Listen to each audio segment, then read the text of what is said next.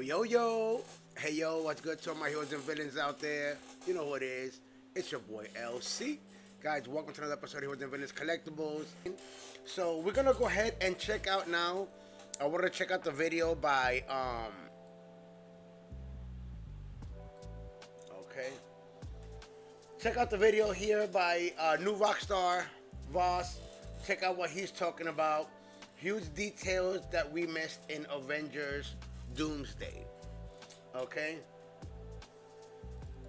let's see what's going on here. Welcome back to New Rockstars. Alright, so let's go ahead and restart this. We're gonna hear Eric Voss, his thoughts on what the hell did we miss when it comes to these 4 trailers that dropped. And like the Russos are talking about, they're like, yo, pay close attention, look closely, but like, look at what? You know what I mean? So, but another thing too, some of the things in the trailer, especially like that last trailer they did, looks like it was like digitally removed. You know what I mean? Like, you know, in the trailer of the Hulk, that they added the Hulk, but then he really wasn't in the movie. You know what I mean? So they be taking things out of the movies and shit like that. But, or like in the Thunderbolts, they had Taskmaster right there in the Avengers Tower with them, but then when you see the movie, she's not there because she got her head blown off. Yeah. So, yeah, let's see what he's talking about here. Let's see the clues. Let's see what we missed. So let's go ahead and check it out.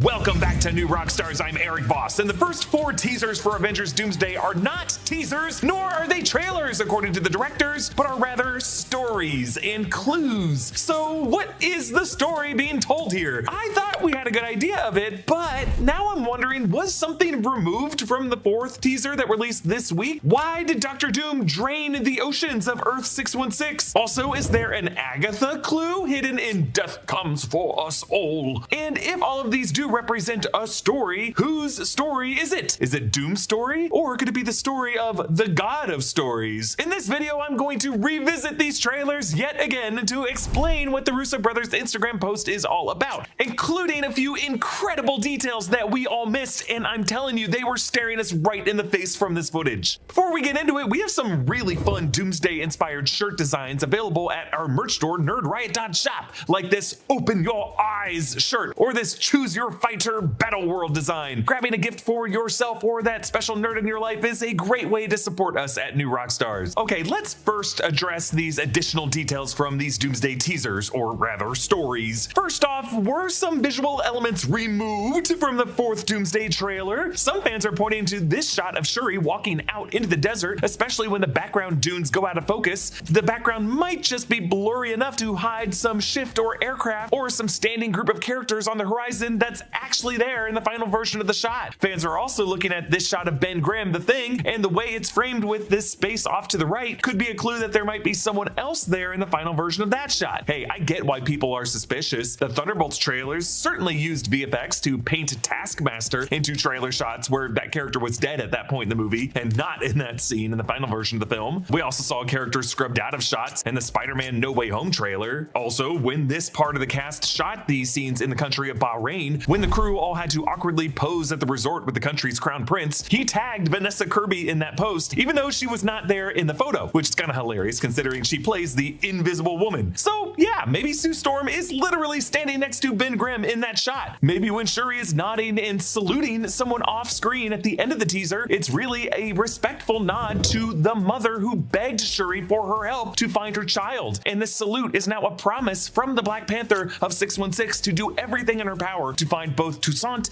and Franklin. Now, I don't know if these kids are gonna want to be found. Maybe that's the big twist at the end of Doomsday, that by the time the adults find these kids, they'll be time dilated and grown up in Battle World. Adult T'Challa Jr. played by Damson Idris, and adult Franklin played by someone like, I don't know, Connor Story. And those guys are gonna be content and settled in the new Battle World kingdoms of Dr. Doom. Now, this 4th teaser also shows us the pyramids of the underwater kingdom of Tlalocan, with its Mesoamerican pyramid architecture, now in a dusty desert. I don't don't think the characters are in the void here. So this must mean that Doctor Doom or some incursion event has drained the oceans, or maybe just this part of the ocean, completely screwing over the Talokanil who need the water to breathe. So why would Doctor Doom do this? Well, here's a possibility we have not discussed yet. In the MCU's multiverse saga, technically the first time the MCU visited Earth 10005 was in The Marvels, when Monica Rambeau ended up chatting with Kelsey Grammer's Beast. Confusion is but the first step on the journey to knowledge. I'll take it from here. Charles asked for an update. I'll come by and check on you later. Yeah, the Charles Beast referenced in that scene was the Charles we now see upstairs in the third Doomsday teaser. And the way Monica got to that universe in that movie was by going through a rift in space-time opened by Dar-Ben, using the quantum bands and the Cosmi Rod that the MCU is trying to rename the Universal Weapon, but screw that, I'm sticking with Cosmi Rod. Dar-Ben was using this process to open rifts in order to steal natural resources from other worlds in order to heal the Kree homeworld of Hala, including the breathable atmosphere from the Skrull world of Tarnax 4 and the ocean water from that singing planet of Aladna. Dar-Ben was going to try to do this with our sun to replace the dying Kree son of Pama until the Marvels stopped her. So in Doomsday, Marvel characters may start referring to these kind of rifts as incursions because yeah, they are breaking apart the fabric of reality. They do look rather like the purple rifts that open up to other universes in Spider-Man No Way Home, and I wonder if this rift in space was one of the warning signs the leader clocked in Captain America Brave New World to predict the coming Doomsday that he teased in that movie's post-credit scene. And it also could have been the space crisis that Yelena was complaining that they were looped out of in Thunderbolt's post-credit scene that we know was a Russo brothers shot scene that will be part of Doomsday. And now there's this huge space crisis and no one's telling us about it. So maybe Doctor Doom siphoned the water from Earth in order to irrigate battle worlds? But then you should ask, couldn't there have been another ocean worlds across the multiverse that Doctor Doom could have tapped into? Why the 616 Earth? What is anomalistic about the 616 Earth? Well, what else is sticking out of the ocean on the 616 Earth that Doom might want access to, especially if his new mask, same task mission is a suit of armor around his world? How about this big adamantium fur? Yeah, Tiamat, the half-aborted Celestial from the Eternals film that became something of a joke across phases 4 and 5 of the MCU until he came back in Captain America Brave New World, now established as the birthplace of adamantium in the MCU. Now, Brave New World of course didn't really do anything with the adamantium subplot. It really seemed to be set up for something else. But in interviews after that movie came out, executive producer and Survivor 49 contestant Nate Moore said that Marvel Studios had a very specific reason why they wanted Tiamat to be the origin of adamantium in this universe. And I think that reason is to set up Doctor Doom to extract this vast supply of adamantium from our universe, maybe to build his army of Doombots or just his general infrastructure in Battleworld. Like imagine the Ultron sentries that we saw in the 838 universe and Multiverse of Madness and the Baxter Foundation, but in this case made by a variant of Tony Stark named Victor Von Doom and made out of adamantium. And so when we're talking a draining ocean, hell, even just removing Tiamat's adamantium corpse from our planet would leave a crater large enough in the Earth's crust, mantle, and core that all the ocean water would just drain into that hole. In this video that we made in 2022, we broke down the math of how big Tiamat would have to be and how many cubic feet his body would take up. And yeah, easily all of Earth's ocean water could flow into the hole he left behind if he were removed suddenly. That could be how Tlalocan looks the way it does now. And suddenly any place on Earth with landlocked lakes just became very valuable real estate. But you know, also losing all of Earth's water that quickly would completely screw up oxygen levels, global temperatures, solar radiation, weather, currents, everything. Then again, Tiamat emerging should have also done that, so who knows? You can't think about it that hard. When we're talking about what story connects all of these, clearly there's the theme of parenthood and missing or threatened children. But there's also a pretty grim theme across these 4 teasers about death in the afterlife. You have Thor praying to his dead dad, we think, for strength for one last fight. You have Shuri saying it's the king's job to prepare his people for the afterlife. Steve's teaser doesn't have any dialogue, but when it comes to that baby, my theory in Tuesday's video was that this kid could grow up to be an alternate universe Victor one day using his alternate displays daddy's quantum tech and an alternate universe 1950s onward. And of course there was this line from Charles Xavier. Death comes for us all. That's all I know for sure. When it comes to this line, a few of you have been reaching out to me with an observation I will admit I did not notice at first. I saw this from the Instagram account ETC Edits 2023. I don't know where it originated, but the words "death come for us all" were also spoken by Lilia Calderou's Sicilian Maestra in Agatha All Along episode 7, one of the best episodes of Marvel anything, an episode titled Death's Hand in Mine. This was the episode that confirmed that Aubrey Plaza's character Rio Vidal was Death, and the episode has a fascinating structure where the witch, Lilia Calderou, kind of has her consciousness and awareness unstuck in time as she's bouncing back and forth through different points in her time in the moment of her death. And in this moment, she flashes back to her old mentor back in Renaissance Italy. But it didn't change anything. That comes for us all. You say it like it's a comfort. It is what we all have in common. So there's that detail, and this music cue that we hear in the middle of Charles Xavier's line. Those same two notes, produced by the same instrument, in the same key, can be heard in the Agatha All Along score track called Lucid Spellbound Divination, composed by Christoph Beck and Michael Paraskevas. Take a listen. Now compare that again to the Doomsday teaser. Now, it could be a coincidence, or this could be the MCU's musical leitmotif for the character of Death. Could Aubrey Plaza reprise the character of Death in Avengers Doomsday? I mean, in Thor Love and Thunder, in the chamber that led to Thor finding that daughter figure that he's now praying to return to, there was a statue that represented Death, the same entity that Aubrey Plaza represents. So when you put all of these pieces together to try to answer the Russos' question, what is this story? Whose story is it? While I do not think the flashing alphanumeric configuration in the final release date to the countdown clock number is like specific code, it's really just the parts of the word December left behind and the number of days left in the month from the day each teaser was published to YouTube. I will admit my theory drives overheated when people began to theorize that there could What up, Strong Bear?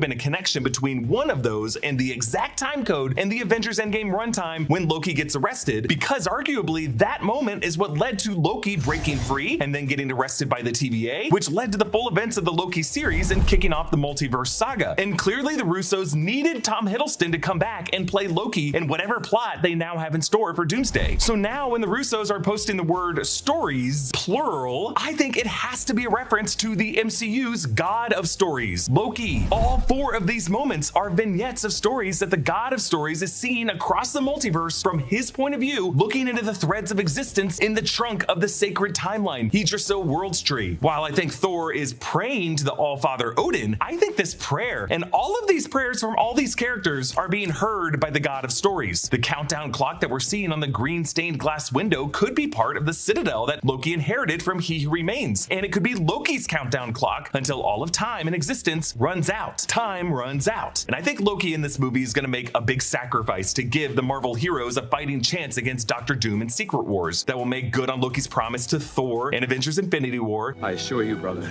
the sun will shine on us again. And a move that will answer Deadpool and Wolverine's question of why Thor was crying. So now in the third teaser, when we hear Magneto say this, The question isn't, are you prepared to die? The question is, who will you be when you close your eyes? that whole idea of closing and opening one's eyes, not just a setup for Cyclops to open his eyes, but I think a reference to the final shot of God of Stories Loki sitting on that throne doing the same kind of thing with his eyes, and the transformation that character went on when he thought he was dying. So Saturday's episode of The Road to Doomsday revisits the first 3 X-Men movies and includes one huge newly discovered Easter egg from that trilogy that Avengers Doomsday could totally pick back up with. Check out that episode in our first episode about the Blade trilogy, and if we're right about this Agatha music connection, we're all going to be joining hands and singing down, down, down the road, down the Doomsday Road. A special thanks to one of our In Our Underground subscribers, Sin City Monster, for supporting us at the executive producer level. Get all of our exclusive bonus content by clicking on the link in the description below or going to nrunderground.supercast.com. Big thanks to Studio Tech Brian Kim, New Rockstars editors Joshua Stephen Hurd and Abby Friel, and supporting editors Kelly Jewell and Song Kipiria for their work on this video. Follow me at EA Voss and subscribe to all the channels in the New Rockstars network for breakdowns and news coverage of everything you love. Thanks for watching, and I'll see you next time. Bye.